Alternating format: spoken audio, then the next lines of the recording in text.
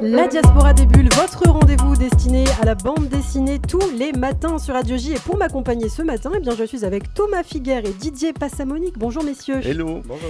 Je le rappelle, vous êtes collaborateur au site Actua BD, dont vous êtes Didier, directeur de la rédaction. Et justement Didier, on commence cette chronique par un premier ouvrage que vous nous présentez dans le thème de l'heroic fantasy, je crois. Vous aimez bien l'heroic fantasy, Didier ? Pas spécialement. M'étonnez, là. En fait, en bande dessinée, j'ai pas de goût particulier. Mais comme disait Jules Renard, j'ai le dégoût très sûr. Vous vous souvenez, il y a quelques jours, je vous parlais de la bande dessinée de Jean Dufaux et de sa saga La complainte des landes perdues et chez Dargaud.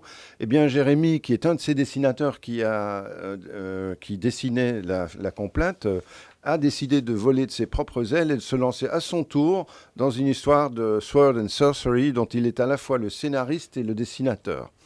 Pour le scénario, il a de qui tenir. Après tout, il a collaboré avec Jean Dufaux, mais aussi avec Alessandro Jodorowsky dans Les Chevaliers d'Héliopolis. Et Dieu sait si Jodorowsky est quand même un grand raconteur d'histoire. Donc, il a vraiment été aux bonnes sources.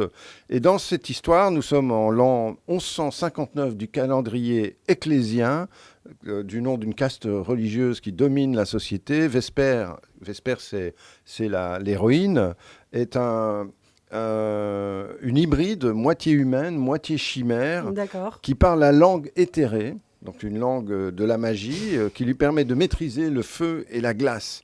Elle est au service du prince Crimson Nix, avec qui elle ambitionne, un beau prince, avec qui elle ambitionne de créer un royaume égalitaire. Ils gagnent une bataille, mais leur entourage, notamment religieux, complote contre eux, Ilana. Et c'est assez terrible, le premier tome se termine vraiment mal pour eux. Alors vous nous parliez de Jérémy, justement, le dessinateur et scénariste. Qui est-il peut-être en profondeur, plus en détail, oui. Jérémy est un créateur belge, 37 ans, bien de son temps, parce qu'il est influencé par les jeux de rôle, les jeux de cartes, les jeux de stratégie, les jeux vidéo comme Final Fantasy. Son univers ne déroge pas aucun nom du genre. C'est vraiment un Jones, comme on peut dire.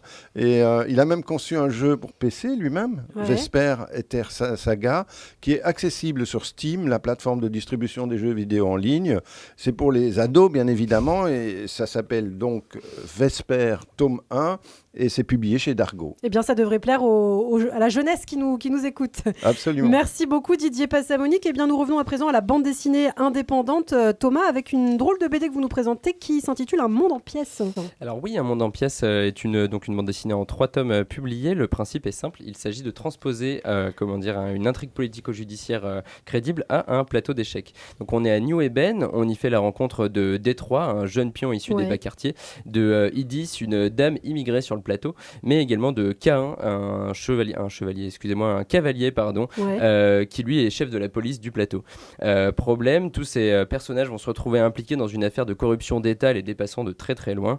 La profusion de personnages donc va agir comme ça pour les qualifier chacun à leur tour. On va utiliser les caractéristiques des pions pour tenter de les développer. Les fous, par exemple, prennent place dans une organisation révolutionnaire qu'on appelle la Tangente, tandis que les tours sont, quant à eux, les conseillers du roi. Graphiquement, c'est quand même quelque chose d'assez remarquable. Alors oui, Ulysse Gris, donc pour respecter cette bichromie, ce noir et blanc du plateau d'échecs, se cantonne à un noir et blanc très strict. Toutes les teintes de gris sont ici effacées. Il nous donne du coup quelques effets de style et très belles compositions de pages. On pense notamment dans le premier tome une référence au tableau de Hopper, célèbre tableau de Hopper dans la ville de New York, qui viennent comme ça alimenter l'histoire. Le gros point fort, c'est également les jeux de mots que les deux frères mettent en place. Pour en avoir discuté avec eux, les repas de famille sont comme une espèce d'aller-retour comme ça autour de jeux de mots et autour des jeux de plateau qui, ma foi, sont très drôles à suivre, de même que les références aux échecs. C'est vraiment une lecture très accessible, sera terminée en 4 tomes, on attend le 4e avec impatience, et accessible, ma foi, dès 14-15 ans. Là, c'est le 3e tome, ça parle aussi de jeux de Go, non ? Ça parle également de jeux de Go, on intègre une dimension de géopolitique en faisant intervenir d'autres jeux de plateau, donc effectivement, il y a le jeu de Go, il y a le backgammon aussi, si je ne m'abuse, mais également d'autres jeux dont je n'avais encore jamais entendu parler. Eh bien, merci beaucoup Thomas, c'est donc Un monde en pièces. Merci de nous l'avoir fait découvrir, une nouvelle BD, de nouveaux ouvrages tous les jours sur Radio J. Merci et je vous retrouve très bientôt sur Radio J. À bientôt.